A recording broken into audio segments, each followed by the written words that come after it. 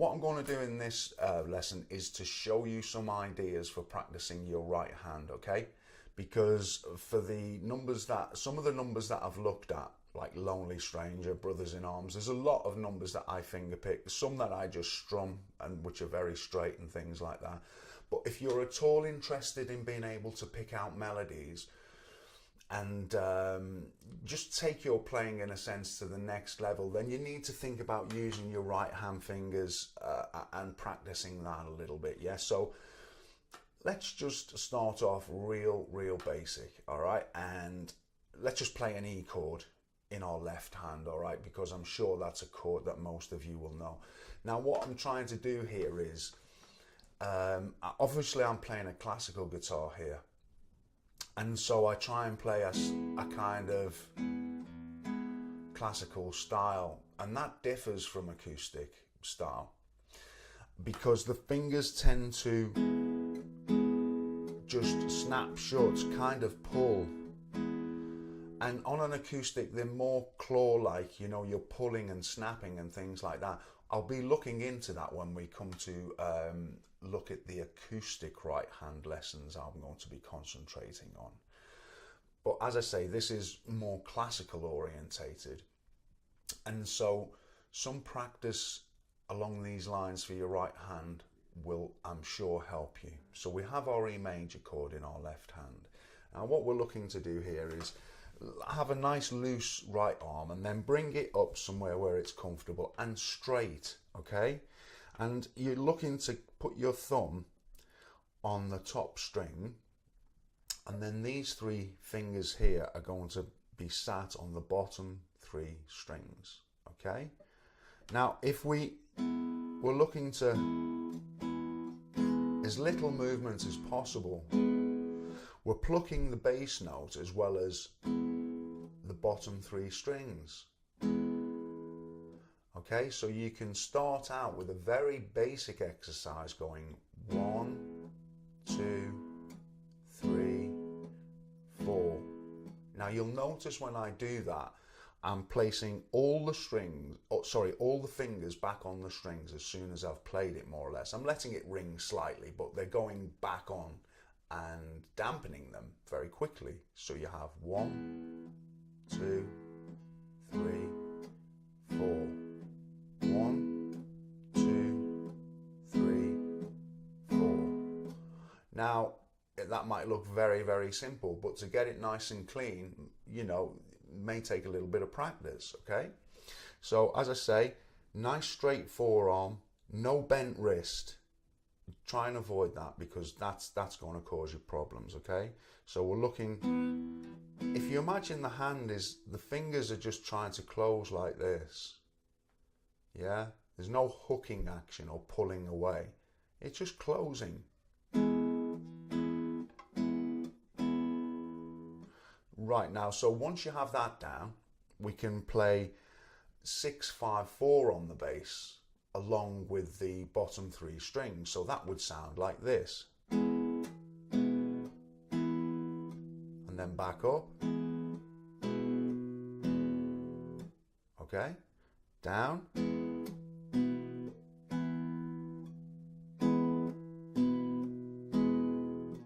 Okay, minimum movement with the hand.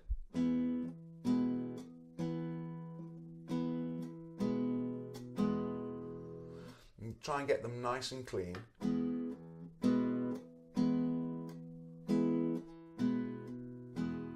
Like so. Now you will find that if you grow your nails on your right hand and you're playing a classical guitar, that's important, yeah, then nails will really help the sound tremendously, okay? You're never going to get a kind of fantastic sound just using the flesh on the strings. At least that's been my experience, because ultimately I am a flesh player. I do, you know, a lot of my playing is much more acoustic based, okay? So I use the skin rather than the nails. But if I want to play classical pieces or finger picked pieces for that matter, and I want to get the most tone from the guitar, then fingernails are really important that you're using the nails rather than the skin. Okay, so that's your choice. I'm just telling you through my experience, you know, what kind of works there. Okay, so now we've got this. We've done just the bass string. 2, 3, 4. 1, 2, 3, 4. Then we've done the 6, 5, 4 in the bass. 1, 2, 3. 1, 2, 3. 1, 2, 3. 1, 2, 3. 1, 2, 3. Okay, so those exercises are kind of grouping the fingers together. There's not a lot of separation. Now, when you play these bottom 3 stringers, it's important to try and keep your fingers close together. Don't splay them out. So try and keep those together. Another kind of no-no with classical guitar is bracing, and that's where you rest the finger.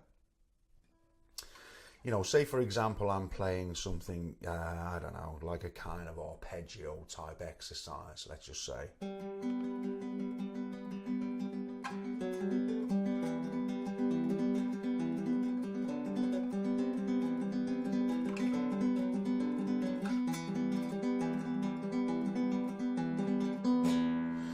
Well, you see, I'm putting a finger on the guitar. Now, that's kind of more acceptable with acoustic playing, if you like. Some people might argue that and say, no, it's not in any way, shape or form. But, you know, self-taught people can pick up all kinds of habits and things like that. Some of them work and some of them aren't great, okay?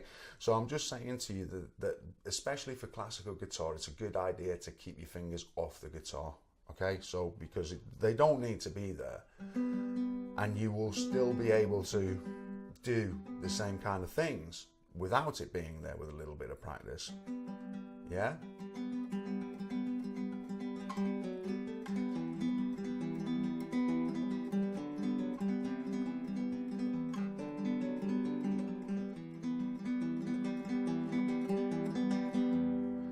So that's another point well worth mentioning, to try and, it's called bracing, and try and keep your fingers off the guitar, especially for the more classical fingery pick stuff that you're trying to do and things like that. Okay, so another thing that you can do is you can, as I say, separate these fingers.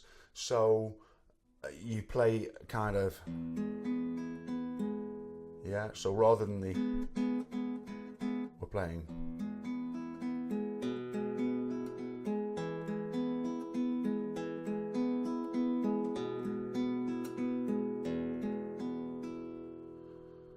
Now, that's a great exercise for helping us separate and be able to pick individual notes, okay? And it's very simple, same principle applies.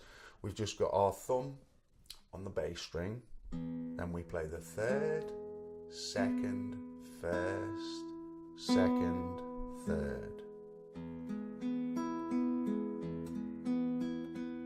Yeah?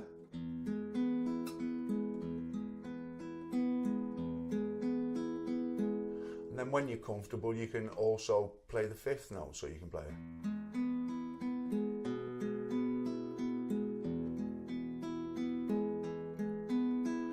and the 4th as well. So they're just a few little exercises to get you started and to start developing this right hand if you haven't done that already. So, you know, I hope that helps you in some small way.